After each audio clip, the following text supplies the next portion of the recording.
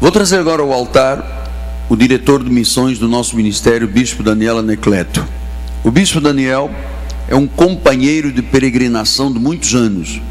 É um homem fiel a Deus, é uma pessoa de caráter, é uma pessoa de família, é uma pessoa que tem uma coisa muito importante como virtude da sua vida. Ele nasceu para unir pessoas. Ele nasceu para viver no bando dos pássaros, não? Ele não é um pássaro voando com sentimentos que tem de amanhã dizer ao tio, eu também sou grande, eu vou seguir para as Campinas. Ele é um homem que nasceu para fazer parte de uma equipe, é um homem de palavra, um homem justo, é uma pessoa que nós temos prazer de conviver com ele, porque é uma pessoa de caráter. Para mim, o verdadeiro de caráter é que é pastor. Se não tem caráter, não é verdadeiro, não é pastor, finge a fé. E tem muita gente fingindo aí fora. E como é que não podemos pensar de outra forma? Porque durante muitos anos, ao ser provado, ao ser testado, ele sempre demonstrou o seu apreço pelo apostolado, sua submissão à estrutura da igreja. E é um prazer ter o Bispo Daniel e a pastora Lídia conosco como parte desse trabalho nos últimos tempos, né? Um trabalho dos tempos do fim, que é unir a nossa igreja, a fazer a união da igreja de Jesus Cristo. Então, com uma linda salva de palmas, vamos trazer ao altar Bispo Daniel Anacleto, meu diretor de missões. Amém. Amém. Graças a Deus. Você está se sentindo amado neste dia? Então, tudo está bem. Graça, paz, misericórdia e amor da parte daquele que vive e que reina para todo sempre. A igreja reformadora e o povo de Deus diga amém, amém. Meu apóstolo, meu bispo primaz, querido, meu paradigma, ficou difícil subir ao altar com as suas palavras de apresentação, mas que eu sei que vem do coração. E enquanto o apóstolo falava sobre isso que Deus tem lhe mostrado sobre a minha vida, eu canalizava como temos que fazer e aprendemos com o Senhor toda a glória, toda a honra ao nosso Deus. Mas eu fazia uma retrospectiva rápida de muitos anos, graças a Deus, que quando eu cheguei a esse ministério, e hoje eu posso estar aqui como um diretor de missões, com esta integridade, com este caráter, com esta reforma que não acabou, ela é contínua, ela é diária na minha vida, pela sua instrumentalidade. Então é aquele ciclo, né? Graças a Deus, a minha palavra de gratidão a Deus e como um parabéns de Deus à sua vida. O seu trabalho então tem sido muito bem feito, né? Porque graças a Deus eu posso hoje estar aqui com estas qualidades que aprendi deste altar e tenho aprendido e quero aprender daqui, como eu sempre disse quando conheci esta igreja, só para a eternidade. Amém? Meu agradecimento especial à bispa, a doutora Rosana, nossa bispa primaz, como o apóstolo disse, acumula essas funções e é uma grande verdade. E um detalhe nessa saudação, que a nossa bispa foi um instrumento de Deus claríssimo, né, apóstolo, para que eu pudesse estar assumindo as missões. Depois de uma conversa minha com o apóstolo, que olha que é difícil, nós na mensagem nós vamos voltar a falar sobre isso. Eu falava quase 40 minutos naquele dia com o apóstolo, dirigindo, e aí surgiu um momento de assunto de eu dizer que eu gostaria de ajudá-lo mais na igreja, mas em outras áreas, eu me colocava à disposição para ajudá-lo dos assuntos que tratávamos. E ele ventilou essa situação das missões, que estava numa fase transitória. Quem sabe, então, poderia ser que ficaríamos em oração sobre esse aspecto. Falei, amém, eis-me aqui. E 5 minutos depois, o apóstolo me ligou e disse, Danielzinho. Eu disse, opa, quando o apóstolo chama Danielzinho assim, eu até pulo mais, né? E eu disse, Danielzinho. Eu falei, meu apóstolo. E ele disse, você é o novo diretor de missões. Eu disse, oh, glória a Deus. Me escorei na parede, né? Também estava chegando em casa. E ele disse, entrei em casa, a bispa trouxe um assunto das missões para eu resolver. E eu falei, olha, esse momento transitório, como é que nós vamos resolver isso? E a bispa disse ao apóstolo, chame o bispo Daniel para lhe ajudar nas missões. Ela não tinha ouvido nossa conversa. Então houve essa confirmação. E é assim, é por isso que é importante nós vermos nesse ministério o chamado, a relação, a união, a comunhão, que começa nos nossos lares. Viu, meu apóstolo? Então, meu muito obrigado também, bispa, pela oportunidade que vocês nos dão, apóstolo, bispa, por esse momento tão maravilhoso e por também abrir esse espaço no altar para eu estar aqui tratando da palavra de Deus. Bispa Ana, Bispo Sérgio, Pastora Cris, toda a família do nosso apóstolo, todos, né, que são sempre esse esteio, esse apoio, estão sempre prontos para nos amar e amar o ministério.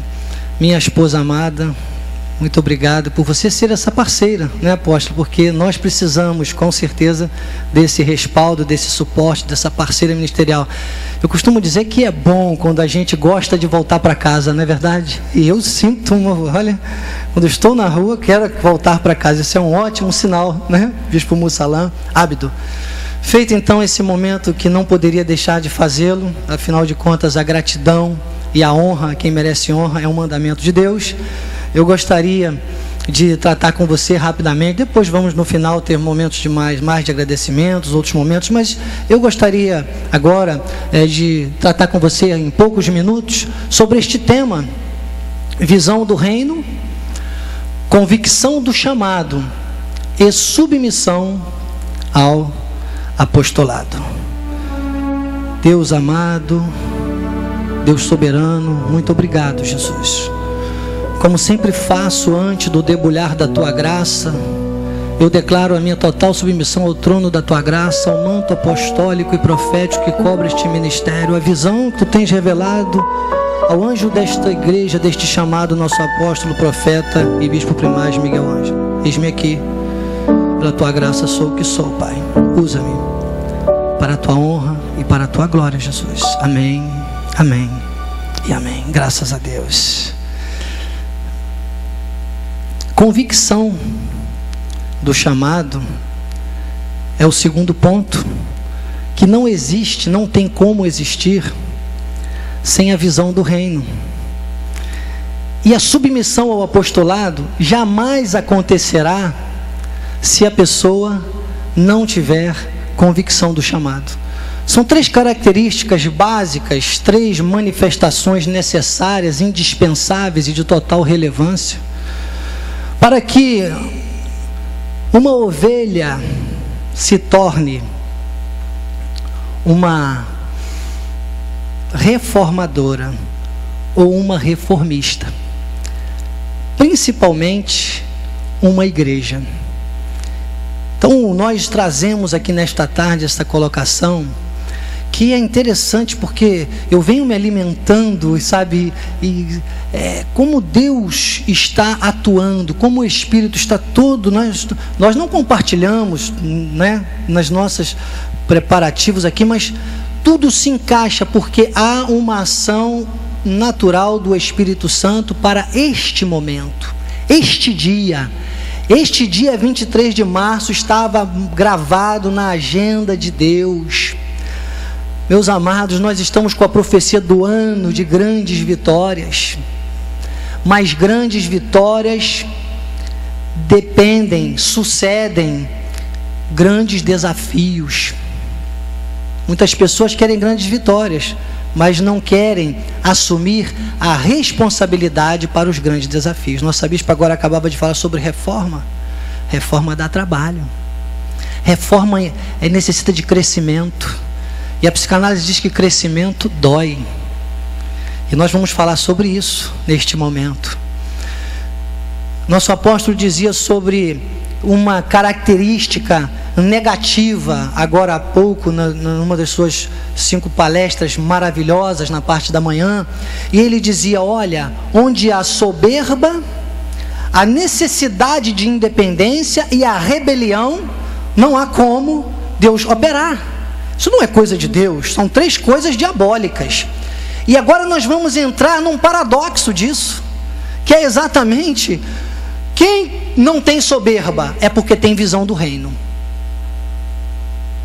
Se não tiver visão do reino, meu amado, fica na carne, e carne só tem soberba. E carne não tem nada de espiritual. E o que não tem espiritual não serve para Deus. E a independência é algo totalmente de alguém que não tem noção. Sabe aquele cantorzinho popular que temos por aí que diz, né, sem noção? Não tem sequer noção do que é o nosso chamado, do que é uma igreja reformadora ou reformista, como prefiram. E quem tem rebelião na sua vida, quem vive rebelião, com certeza não entendeu o que é ter e viver uma submissão ao apostolado. Não entendem quando nós olhamos para o nosso apóstolo Miguel Ângelo e dizemos, este é um apóstolo chamado por Deus para liderar a última reforma protestante. Então, visão do reino. Se você puder fazer assim, nunca mais esquecer essas 3 palavras, vai ser muito importante para a sua vida. Visão do reino, convicção do chamado, submissão ao apostolado. 1 Timóteo 4,16 tem sido um lema para a minha vida, diz, tem cuidado da tua esposa, do bispo Daniel. Não, isso a minha esposa faz muito bem.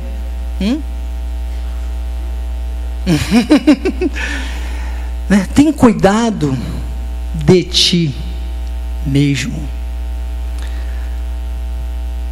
E das doutrinas, olha bem, hein, que é para você não ficar na pegadinha. Não, a Bíblia não fala das doutrinas. Quando a Bíblia fala de doutrinas, fala doutrinas de homens, fala de artimanhas, fala de falácias. É da doutrina. Cuida de ti mesmo e da doutrina. Doutrina, neste contexto original, tenha segurança, tenha responsabilidade, tenha vínculo, tenha, envolvimento, tenha regras bíblicas inquestionáveis. Doutrina esteja pautado na verdade, na palavra. O que está na palavra, o que está na Bíblia, isto é doutrina, o único evangelho. E ele diz, continua. Aí é que é complicado, né, apóstolo? O senhor agora há pouco dizia, eu me arrependo. Glória a Deus, isso é o reconhecimento do nosso lado humano, que nós vamos falar aqui rapidamente, mas eu me arrependo de algumas ordenações, sabe por quê? Porque algumas pessoas um dia se mostraram, meu apóstolo, que estavam cuidando de si mesmo e da doutrina, mas muitas vezes, e você às vezes chegar num ponto, ou chegar num determinado posto, ou num nível, ou numa colocação ministerial, que algumas pessoas acham que é grau, que é posto, mas quanto maior a subida, mais você tem que descer na carne e aprender a humildade, como já foi tanto dito aqui hoje. Mas tem pessoas que não conseguem continuar, porque chegar é fácil. Muitas vezes chegar é fácil, irmão.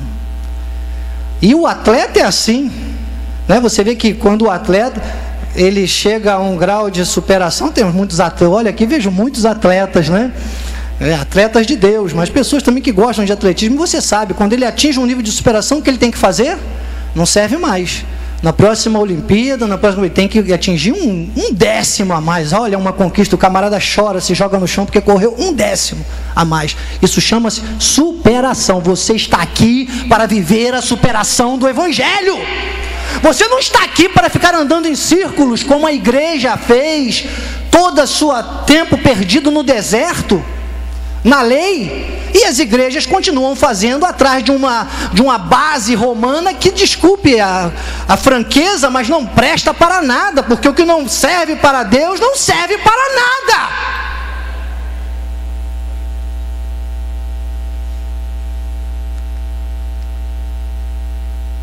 Convicção do chamado vai depender muito dessa visão do reino, irmão. E essa visão do reino, ao mesmo tempo que ela vai gerar em você uma segurança, ela também vai mostrar a você o segundo ponto, que é a insegurança na carne. Toda pessoa que tem visão do reino, ela tem total segurança em Deus, mas ela tem insegurança na carne. Umas 2 ou 3 vezes hoje nosso apóstolo perguntou, está tudo bem? Eu, não é verdade? Não, na carne Não, só para que eu já estava me amadurecendo isso na carne, não, mas, meu apóstolo, aquele que começou a boa obra, vai completar o Espírito, o amor. Então, sabe, nós temos o tempo todo que ter essa noção. E é interessante porque João 6,44, Jesus diz assim, olha, ninguém pode vir a mim se o Pai que me enviou não o trouxer. Peraí, vocês creem na Trindade Celestial? Claro que não. Trindade Celestial foi uma doutrina louca, cerca de 220 anos depois de Cristo, que um cristão de Catargo, Catargo na África, chamado Tertuliano, criou isso, sabe, porque não entendeu muito bem toda essa colocação. Mas Trindade Celestial não existe na Bíblia, existe a Triunidade. Só que Jesus aqui, ele diz, olha, ninguém pode vir a mim se o Pai que me enviou não o trouxer. Sabe o que ele estava dizendo? O Cristo da carne, ele estava se submetendo a algo que era superior, que era o que? O reino de Deus, a visão do reino. Porque Jesus sempre olhava para o céu e falava Pai, e ensinava, olha, sempre canalizando, mostrando que havia um plano superior, que é o reino de Deus. E quantas pessoas vivem na igreja querendo fazer, eu vou fazer a obra, não estou fazendo a obra. Irmão, você não está fazendo nada, a obra está feita, você só serve de canal do fluir de Deus. Se Deus não operar para que você seja usado, você não faz nada.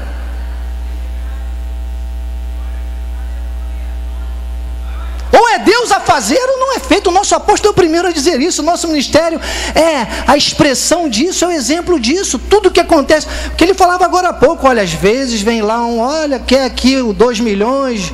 Ele já passou por isso. Pessoas imaginaram, vamos lá. Só que havia aqui um homem espiritual como um homem, um exemplo, um paradigma, uma pessoa com integridade, disse, não, eu quero aquilo que vem no altar, porque o que vem no altar faz a igreja crescer, mas antes faz o povo de Deus crescer. Essa é a visão do profeta.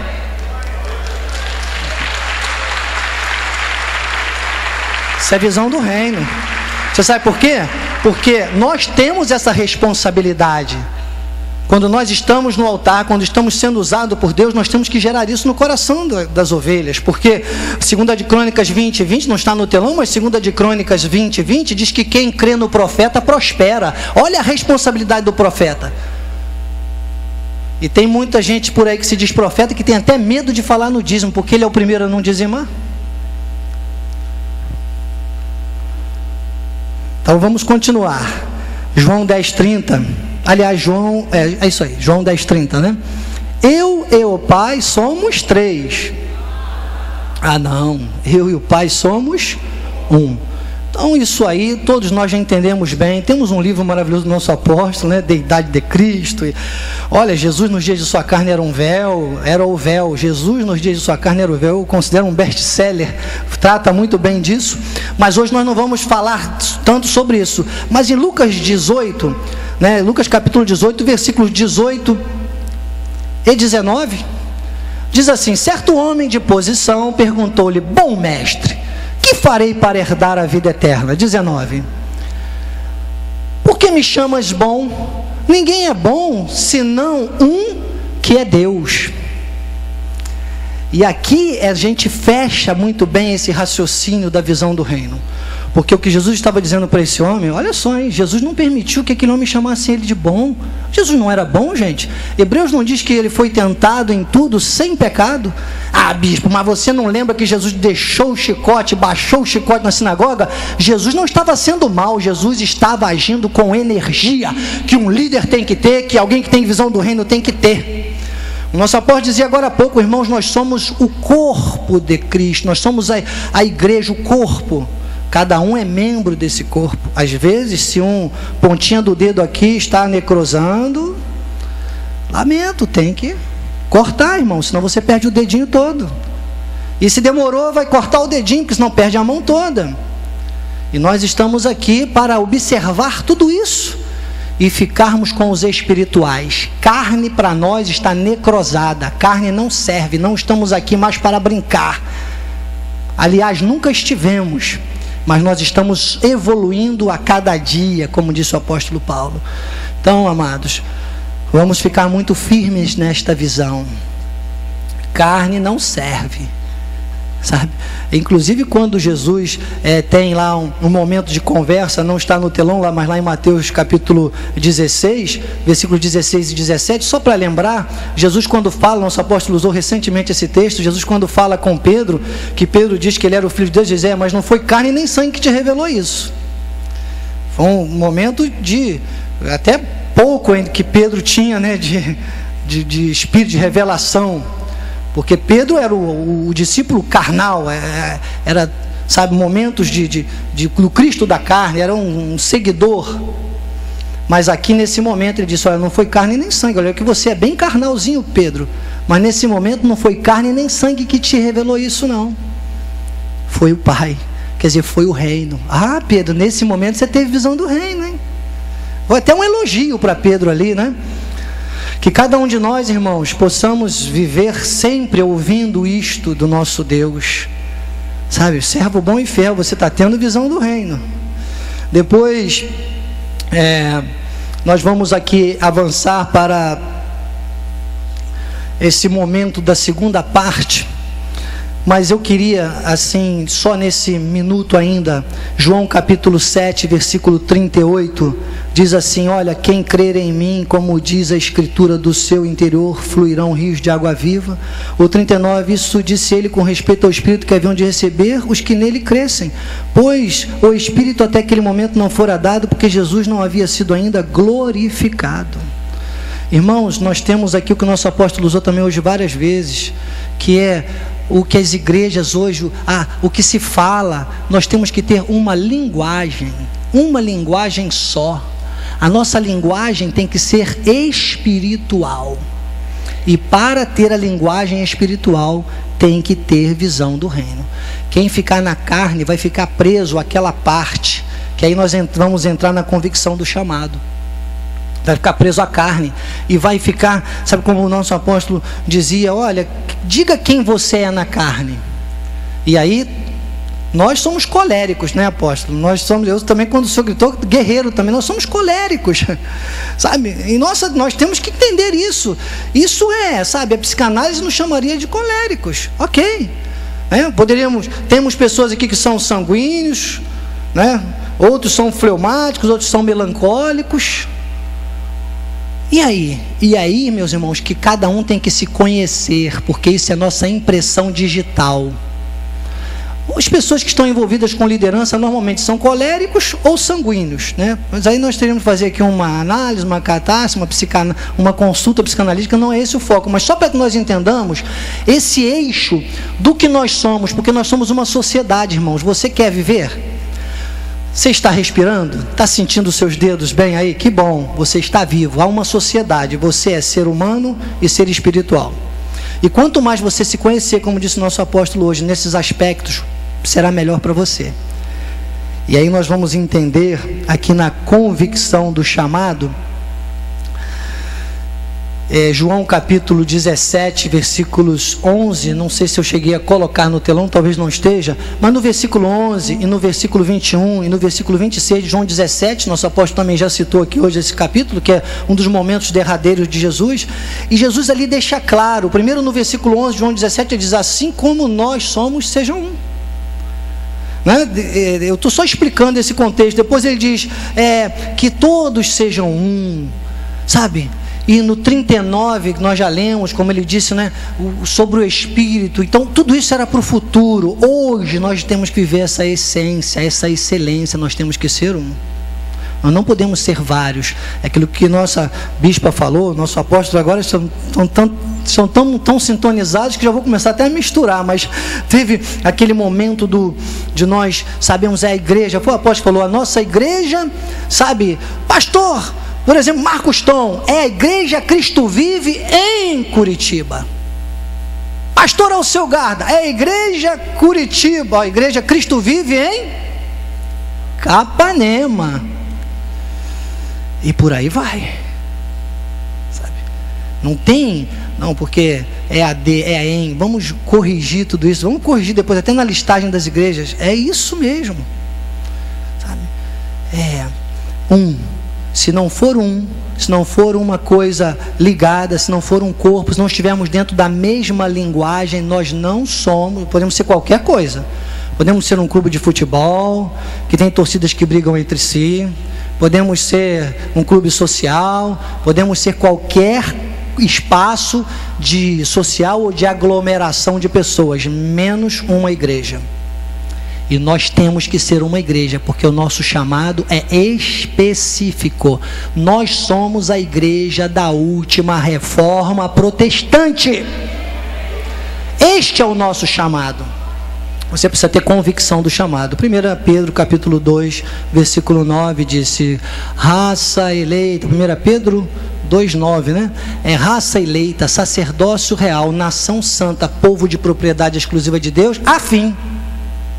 Isso diz que nós temos o que? Uma finalidade de proclamardes as virtudes do bispo Daniel Anacleto. Do qualquer outro irmão da nossa igreja, ou até quizás do nosso apóstolo. Não. Se você nos olhar na carne, você não vai ver virtude. Por que você não tem virtude? Não, porque você vai estar na carne. E nenhum de nós na carne dá tão certo, irmãos. Não pode. Nossa carne, nós temos que conhecê-la. E olha que quando... Nós já começamos, né? Começar desde o começo é aquela coisa, né? Mas nós começamos já, desde os primeiros momentos, o nosso apóstolo dizendo: olha, quem é você? Diga quem é você. Irmãos, quando nós começamos a entender quem nós somos, como seres humanos, nós começamos a entender muito mais os nossos semelhantes. Então é necessário entender as suas debilidades na carne, as suas fragilidades na carne. A tentação do deserto, que muita gente pensa que foi para jejuar, que a sociedade bíblica até acertou muito, que ela nem coloca que Jesus foi ao deserto para jejuar, mas ele foi ao deserto para ser tentado pelo diabo. E ele só ficou sem comer porque estava no deserto. 40 dias ele estava com uma fome mortal, era o ponto mais fraco dele na carne. Ele teve fome. O diabo tentou onde? No ponto fraco. Todos nós temos as nossas debilidades. Paulo disse: olha, eu tenho espinho na carne. Então, você precisa entender que qual é o seu chamado? Você tem um tesouro em vaso de barro, meu amado. É só que quando você começa a entender isso, esse tesouro começa a brilhar cada vez mais. E é por isso que você vai, sempre canalizando a glória para Deus, sempre aprendendo, sempre avançando, e Deus vai te honrando. E a honra que Deus te dá, ninguém pode te tirar. Espere sempre a honra de Deus. 2 Coríntios 2,15 diz: nós somos para com Deus o bom perfume de Cristo, tanto nos que são salvos como nos que se perdem. E aí é que está a tua visão do reino. Você sabe que tem algo superior, você sabe que Deus decide, porque se você tiver a visão do reino, você cada dia mais o quê? Coloca a sua carne no lugar dela, e ela começa a ter muitos privilégios. Eu costumo dizer isso, de quem entende essas coisas, a carne passa a ter privilégios. Porque o Espírito Santo vai dar o melhor para a carne sempre, com a aprovação de Deus. É o Isaías 1,19, o melhor desta terra. Vamos ter isso, mas tem que estar vinculados nisso, porque aí você começa a cuidar de você, você começa a cuidar da doutrina, e quem quiser te ouvir vai ser beneficiado. Quem não quiser te ouvir vai só te escutar. Mas você tem que ser isso, o bom perfume de Cristo, tanto nos que são salvos como nos que se perdem. Agora, se você começar a querer julgar todos e todo mundo, como você vai ser o perfume de Cristo? Você vai ser uma coisa que só Deus tem que ser, que é juiz. O salmista diz: o reto juiz é Deus. Nenhum de nós temos esse direito. Nós temos que ser o bom perfume de Cristo, nos que se salvam e nos que se perdem. Isso é a convicção do chamado. E ele diz o 16: para com estes, cheiro de morte para a morte. para com aqueles aroma de vida para a vida. Quem, porém, é suficiente para essas coisas? Porque nós não estamos como tantos outros mercadejando a palavra de Deus. Antes, em Cristo, é que falamos na presença de Deus com sinceridade e da parte do próprio Deus. Isso tem que te trazer segurança. Isso é a convicção do seu chamado. Quando você entra nesse eixo da convicção do seu chamado, irmão, ninguém te para. Vão até te chamar de soberbo, sabia? Os carnais vão te chamar de soberbo. Isso não é soberba, isto é segurança em Deus. Isso é convicção do chamado. Você não olha para trás, você coloca. Eu fui chamado muitas vezes de camaleão, porque, claro, a nossa igreja é muito grande. Muitas vezes eu estava ligado a departamentos. Graças a Deus, há 20 anos, né, amor? Cerca de 20 anos estamos aqui, crescendo. Isso não tem que parar. O crescimento tem que continuar.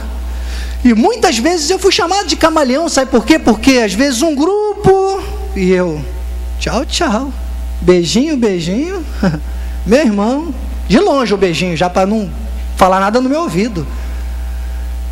Ai, bispo, você sabe aquela última, irmão? É o que? É Bíblia? É bênção? Vai edificar?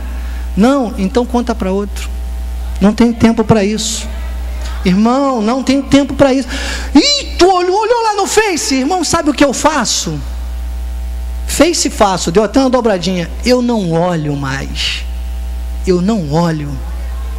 Eu não gasto meu tempo com isso mais. Eu uso o Face para o bem. Às vezes eu mando até alguma coisa para o apóstolo. Uma coisa que eu posto, eu falo, apóstolo, usando o Face para o bem, e coloco. Temos que dar o nó, tanto nos que se salvam. Bispo, aquele Face, aquilo é do diabo. Dá para o diabo para você ver. Não, usa, mas usa para o bem. Você tem convicção do chamado? Você já teve a visão do reino? Vamos falar já sobre a submissão ao apostolado, que é a nossa conclusão. Aí você pode usar o Face. Se não, tira mesmo do Face, vai crescer mais, vai estudar mais, menino, vai ouvir mais a palavra, venha mais para os seminários e sabe, e acredite, conheça mais você, né? E aí você está preparado. Mas, sabe, irmão, ao invés de perder tempo, às vezes, dando ibope, né? Ibope para essas coisas, faça a sua postagem, faça a sua parte. Aniversário do nosso apóstolo, eu confesso, eu vi poucas expressões. Eu coloquei uma postagem do nosso apóstolo que eu esperava que as igrejas locais, desculpe, eu estou aqui, meu apóstolo, com autoridade como diretor de missões para poder falar isso. Teve algumas manifestações, mas olha, eu espero que no ano que vem, quando eu colocar outra postagem com a foto do nosso apóstolo, todas as igrejas locais coloquem lá abaixo, olha, os seus comentários. Sabe, irmãos, dizendo o que realmente Deus tem feito na sua vida, pela vida do nosso apóstolo. Mas eu vi poucas expressões, poucas. Desculpe, mas temos que falar. E eu falo porque estou com a ousadia do Espírito Santo, e o Espírito Santo a ninguém ofende. E outra coisa, talvez você pense assim, bispo, eu estou aqui, eu vim de longe, tem gente aqui que viajou noites inteiras, dormiram aqui nos nossos alojamentos, que nós fizemos o nosso melhor, mas é sempre, né, a nossa cama é o melhor lugar para dormir. Mas, sabe, bispo, você agora está aqui, parece um cajadão, irmãos. Nós temos que ser cristãos enxada. Tem cristão pá e cristão enxada, viu? Agora já foi, bispo. Eu gosto desses exemplos, né? Dessas ilustrações, porque tem muito crente pá. E o cristão que está aqui hoje é líder. Você que veio aqui hoje, ou está ocupando uma posição de liderança, ou você deseja esse chamado, esse sentimento, porque você está numa... vou explicar. Você está numa igreja de liderança, uma igreja de chamado. E como eu disse, cada ovelha tem esse chamado para a última reforma. Muito mais aqueles que estão se lançando na liderança. E o crente inchada é o que você tem que ser, porque normalmente é o crente pá. Sabe quem é o crente pá? É aquele que chega na igreja e o apóstolo diz uma coisa, ou o pregador, ou o bispo diz uma coisa, ele... essa aqui tá boa para o meu vizinho, e joga para o lado. Essa aqui é para aquele chefe chato. Essas 10 aqui são para minha sogra. Para a sogra, então, né? A gente coleciona. Mas eu digo para você, temos que ser o crente inchada. O crente inchada chega e diz, opa, isso é de uma estação, manda para cá. Ai, doeu, manda para cá. E você vai adubando, você vai puxando para o seu pé, você vai sendo aquele carvalho de justiça.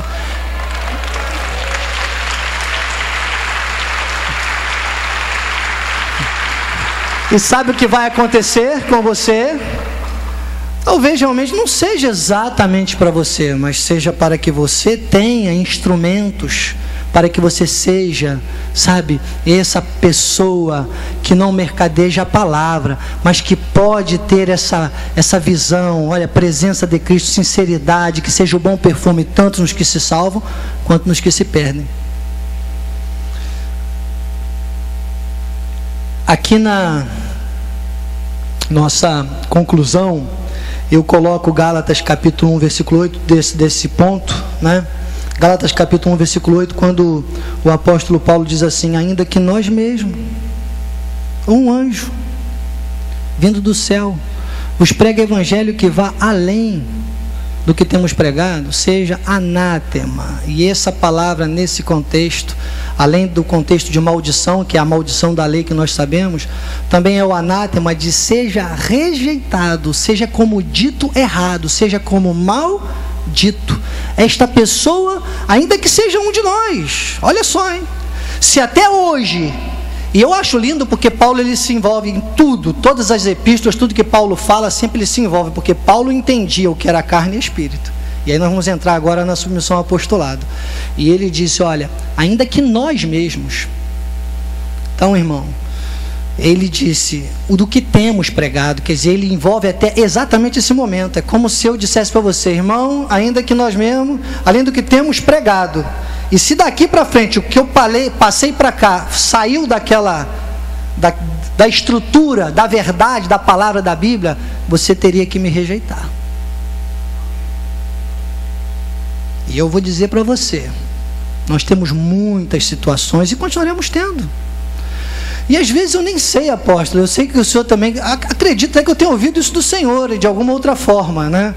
Me corrija, salvo engano aqui, por favor, mas às vezes a gente fica até com medo que Deus tire o joio da igreja, porque nós, claro, começamos a ver, olha, tá com um sinalzinho de joio, tá com unhazinha grande, a gente já começa a entender até que aquilo ali é um joio, já começa, a gente não tira, porque o perfeito agricultor é Jesus, mas está sob observação, e às vezes o diabo vem, tira e semeia outro, e isso vai ser quando uma contínua na obra de Deus, e nós temos que estar atentos para observar isso, para observar isso.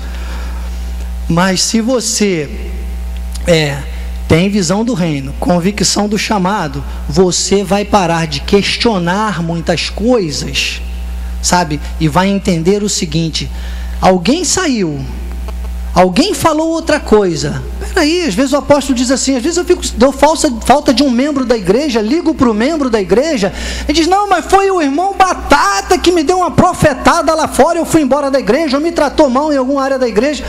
Mas o paradigma, o anjo da igreja é o apóstolo, não fez nada com a pessoa. Mas a pessoa se ofende, vai embora, diz que a igreja não presta. Ou então, às vezes, uma igreja, uma situação, um caso. Irmãos, o altar como está? Está pregando a graça de Deus? É o altar apostólico? Honra o chamado? Você tem que olhar para o seu líder e entender que nós temos o que? Convicção do nosso chamado, e o nosso chamado é pregar a última reforma protestante. E aí nós passamos para a submissão ao apostolado, que Deus me dê sabedoria para em 10 minutos concluir, né? Submissão ao apostolado, 2 Timóteo capítulo 3, versículo 14. Tu, porém, permanece naquilo que aprendeste e de que foste inteirado, sabendo de... Em 1986, né, meu apóstolo, que o senhor foi reconhecido e consagrado lá em Santa Rosa Beach, né? 96, e dali em diante surgia um apóstolo e todos questionavam, não, porque apóstolo eram só os dois, não existia. Em 1986 o senhor começava a pregar a graça, não é isso? Houve uma pequena confusão de datas, mas Também nesse tempo eu ainda estava começando a conhecer aqui a igreja, eu ouvia dizer, olha lá, eles dizem que é abençoado. Nem pode falar, paz do Senhor? Não pode falar passou não, lá não, ninguém fala passou, porque quando eles estão com pressa não é mais a paz do Senhor, passou, né, passou. Lá eles param, apertam a mão e falam graça e paz, isso dá um trabalho, mas tem que falar tudo, já tem igreja que fala só paz, né, paz, graça e paz. Isso em 86, hoje todos falam graça e paz, todos falam abençoados, todo mundo fala em salvação eterna, ótimo. Nós estamos aqui para gerar esta confiança, esta segurança, esta reforma protestante. Não sabemos quantos se tornarão membros da igreja sede, das igrejas locais Cristo Vive, mas esta palavra, hoje mesmo eu recebi um feedback de um abençoado que está numa outra denominação e dizia, bispo, a sua igreja já é paradigma, o irmão já tem sido um orientador para a minha vida. Eu disse, amém, a Deus toda a glória. Vocês estão entendendo? Convicção do chamado. Submissão ao apostolado. Tem que saber de quem o aprendeste. E Paulo nesse contexto estava dizendo, olha, você aprendeu a graça, você ouviu de mim, eu ouvi de Cristo. Fica firme nisso aí, Timóteo. Tu é jovem, tu é garoto, estou mandando você para cuidar da igreja aí, mas segura a tua onda, garoto. Submissão ao apostolado. Quem te ensinou? Onde você está ligado? E sabe que eu vejo muito até em situações, igrejas que no passado estiveram conosco, a primeira coisa que a pessoa faz ao se desligar é decair da graça, não consegue se manter na graça. A graça de Deus não é gerada por uma sustentabilidade humana, ela é autossustentável e ela está sobre este ministério. Deus usa o nosso apóstolo. A igreja Cristo Vive tem um anjo que ouve a voz de Deus e é o apóstolo Miguel Ângelo.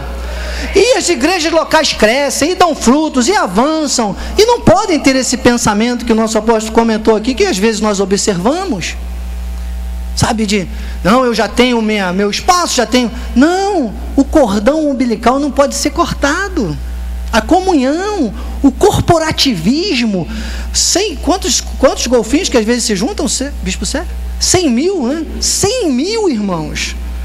Por que quando chegaram aos 50 mil, de repente, aqui já está bom, vamos 50 mil para cá, 50 mil para lá. Não, 100 mil acho que derrubam encaram um barco bem pesado aí. Eu não entendo muito bem de náutica, mas imagine 100 golfinhos, hein? 100 mil. 100 já fariam grandes coisas, 100 mil. Eu quero dizer para você, irmãos, que nós temos um número muito grande. E esse número tem que ter uma linguagem.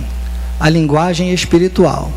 E essa linguagem espiritual passa por esta coisa chamada submissão ao apostolado. Efésios 5:26 diz, para que a santificasse, tendo-a purificado por meio de lavagem de água pela palavra. Linguagem espiritual. Calvino, das Institutas de Seis Escrituras, explicam as Escrituras. Martinho Lutero disse, olha, qualquer movimento, ainda que faça chover milagres todos os dias, se fugir uma vírgula da palavra, não me interessa. O nosso apóstolo tem dito, se está na Bíblia, a reforma protestante tem que estar na palavra. Martinho Lutero, entre 1517 e 1525, quando descobriu isso, quando olhou Romanos 1,17, disse, o justo viverá por fé. Irmãos, mexeu com ele. Isso tem que mexer com você.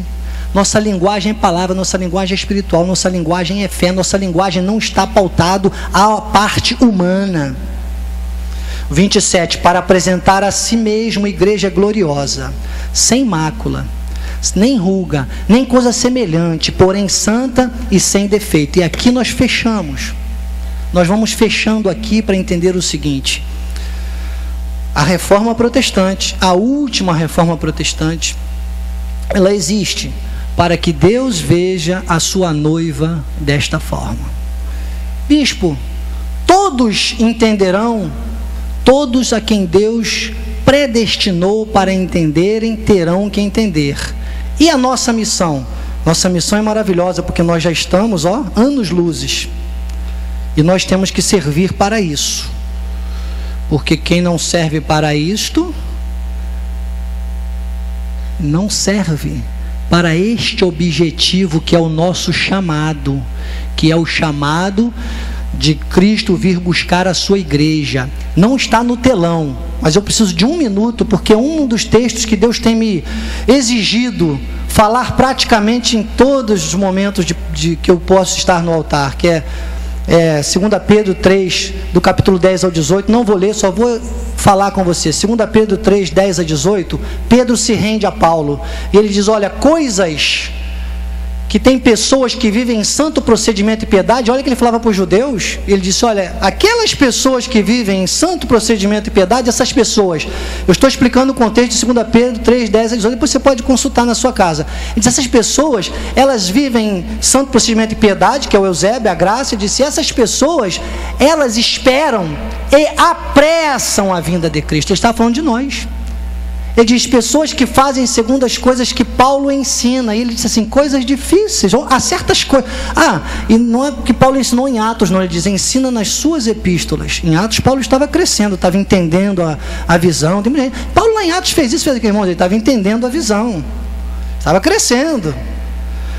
E ele diz, olha, coisas difíceis de entender, que ele diz em todas as suas epístolas. Está de Romanos aos Hebreus. Disse, isso vocês devem fazer. Ele diz, essas pessoas esperam e apressam a vinda de Cristo. Sabe por quê? Porque quando você entra nesse eixo da visão do reino, da convicção do chamado e da submissão ao apostolado, e agora eu vou dizer, nós temos o apóstolo Miguel Ângelo na nossa igreja, eu posso falar da nossa. Não estou aqui para falar das outras, mas da nossa, do nosso apóstolo, do nosso chamado, da nossa visão, do que Deus tem para nós. Para este corpo Cristo vive, para este corpo da reforma protestante, que é esperar e apressar a vinda de Cristo, para que Cristo veja a sua noiva imaculada. Você já viu uma noiva entrar na igreja sem um vestido de noiva direitinho, decente? Aquele casamento tradicional, estou falando de coisas lindas, né? Então, a noiva, olha, se cai um botão, ela fica lá no carro esperando, vem a costureira, prega o botão, ajeita, cai uma pedrinha da Grinalda, dá um sapato, dá um brilho e tal, faz os últimos retoques antes de entrar na igreja. É assim que Jesus quer a sua noiva. E esses retoques, essa grinalda, esse véu, esse vestido de noiva, é o povo da última reforma protestante. Bispo, você inventou isso? Ninguém aqui inventa nada. Nosso apóstolo só usa a palavra, nós só usamos a palavra. Hebreus capítulo 11, versículos 39 e 40. Hebreus, quando vem falando de todos os heróis da fé, a galeria dos heróis da fé, ele fala inclusive de Gideão, ele fala de pessoas que destruíram, fizeram isso, cortaram ao meio e tudo mais. Só que ele diz no 39, olha, obtiveram todos estes bom testemunho por sua fé. Mas não obtiveram a concretização da promessa. Porque a promessa, a graça de Deus, salvação eterna, a segunda graça, isso é maravilha do evangelho que nós vivemos hoje, que o nosso apóstolo tão bem disse agora há pouco também na sua palestra de manhã, que a graça de Deus não é tão fácil assim como pensam. A graça de Deus exige muito mais de nós. Eu ouvi isso uma vez de um cliente, que um dia estava numa igreja, outro dia estava na outra, e de repente ele falou para mim, olha, eu estou aqui numa igreja agora, estou indo para uma igreja cristã judaica. Eu falei, peraí, tem confusão aí. Ou tu é cristão ou tu é judeu. Não, mas lá, olha.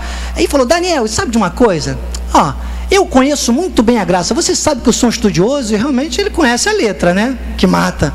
Ele disse, mas sabe que eu já entendi uma coisa? Vocês ficam aí dizendo graça, favor é merecido, mas a graça é muito mais difícil de viver na graça do que na lei. E porque a graça gera liberdade, né? João 8,32 diz, conhecereis a verdade vos libertará.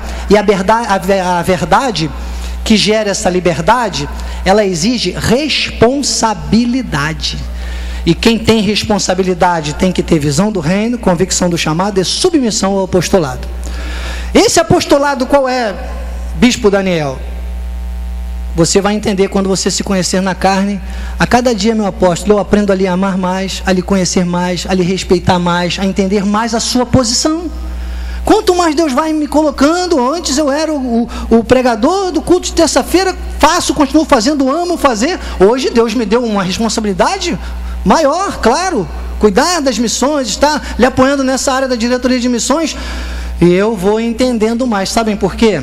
Em qualquer posição, tanto social como profissional e ministerial, quanto maior o grau que você vai atingindo de responsabilidade, e digo isso diante de Deus e da igreja, mais ocupado você fica. Eu tenho entendido isso. Nós estamos diante de um homem que é um paradigma para nós, mas que também tem a sua vida humana, também é um ser humano. E muitas pessoas vituperam isso, não entendem isso, e querem exigir. Olha, você imagina quantas igrejas locais nós temos, que eu nem sei ainda quantas, estou ainda procurando igrejas que estavam perdidas por aí, graças a Deus temos trazido muitas, vamos trazer muito mais ainda, mas sabe que, já pensou se o nosso apóstolo tivesse que ir ao aniversário de todas as igrejas locais? Tem igrejas que, pelo menos já peguei aqui 3 igrejas que fazem aniversário no mesmo dia. Só um é onisciente, onipresente, onipotente. Isso é visão do reino, irmãos. Nosso apóstolo acabou de disponibilizar o telefone dele, eu tenho autorização, qualquer um que quiser pode me pedir, porque eu dou, qualquer igreja local.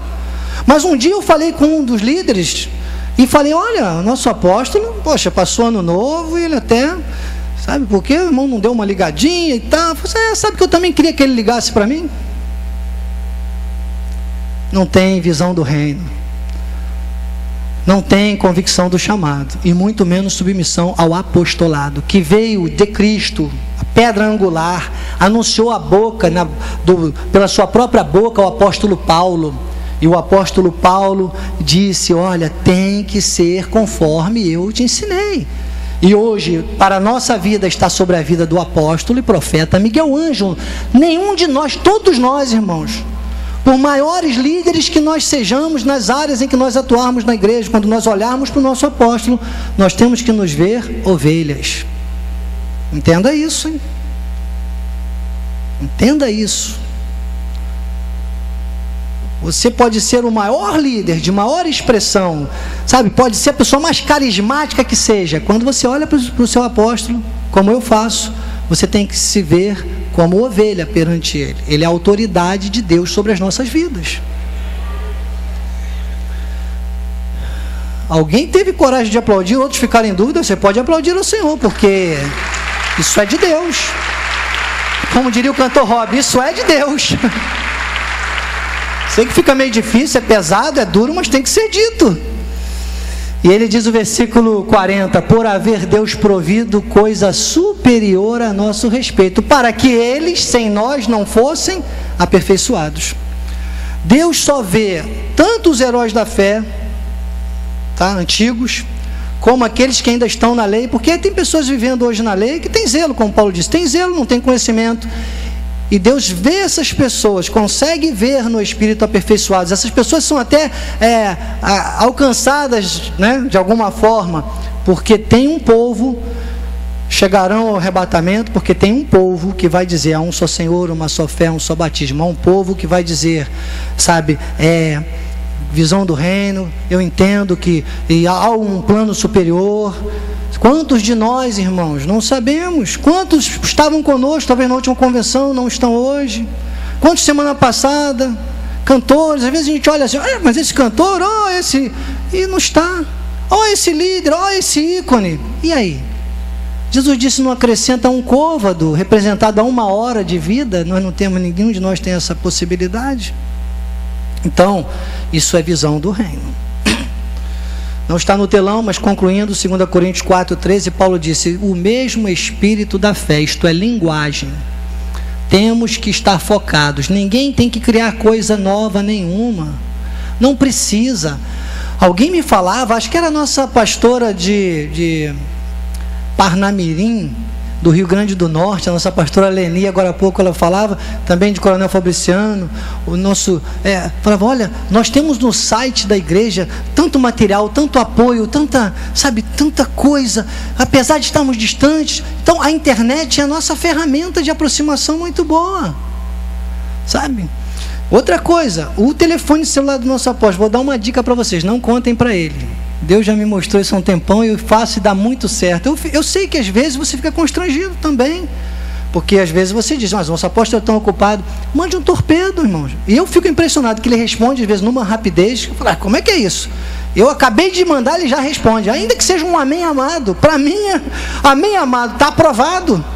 Não é muito amém amado, né, meu apóstolo? Eu já entendi, eu fico feliz. Mas se tiver na carne, vai dizer assim, só amém amado, irmãos, um amém amado do nosso apóstolo Miguel Ângelo tem que ser muito bom para nós.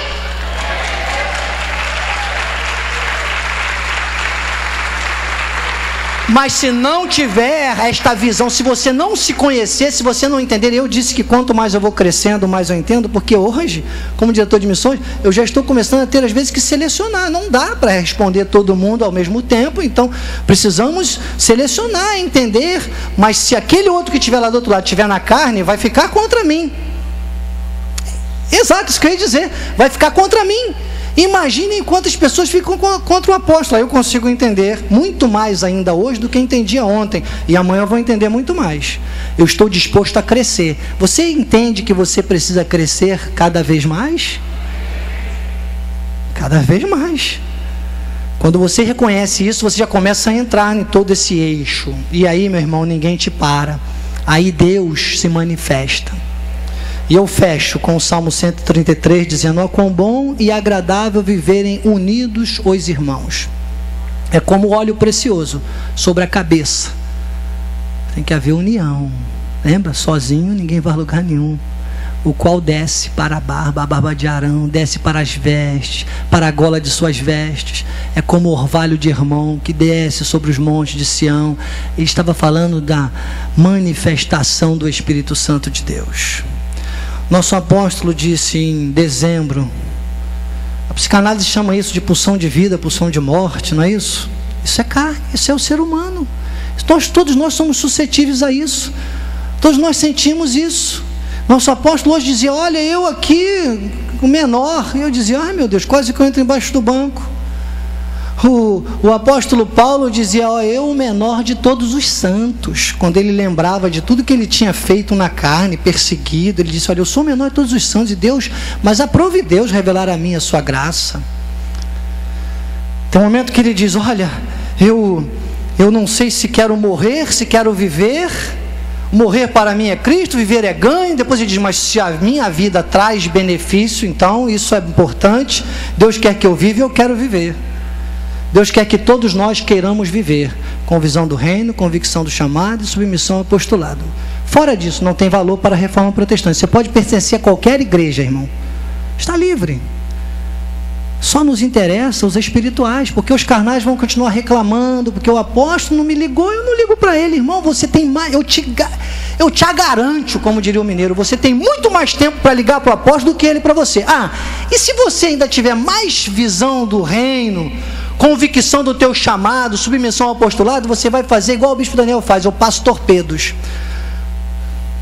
Porque se ele dá o amém amado, eu falo amém. Ele recebeu, não é isso? Abençoado, né? Recebeu a mensagem, concordou, aprovou, glória a Deus.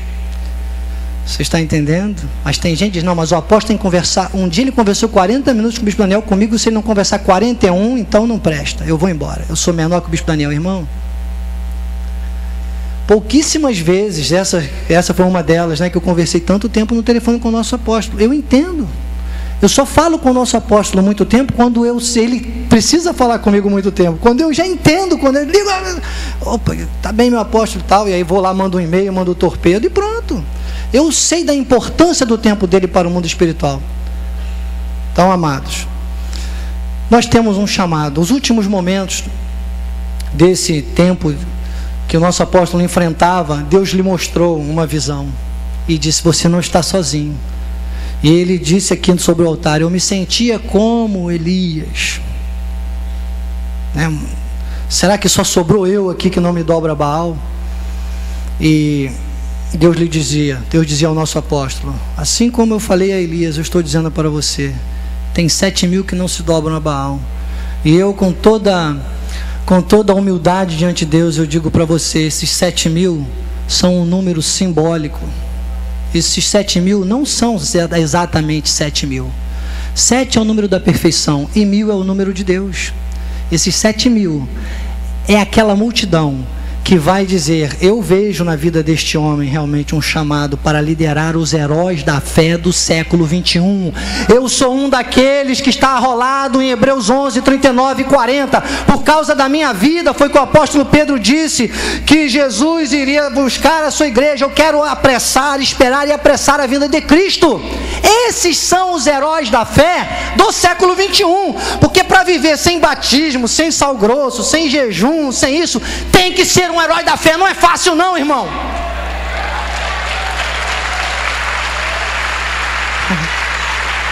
Ou você está pensando que ser espiritual agrada a carne?